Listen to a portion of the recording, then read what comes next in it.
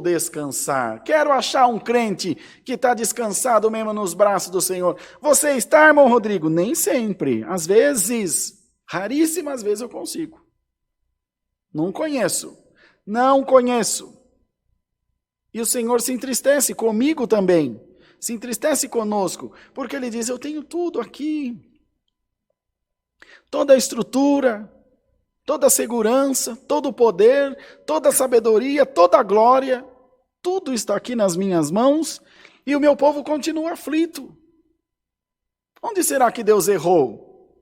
Para que nós não nos entregássemos nas mãos dele. E ainda vem e diz na sua palavra, eu não sou o homem que mente, nem o filho do homem que se arrepende.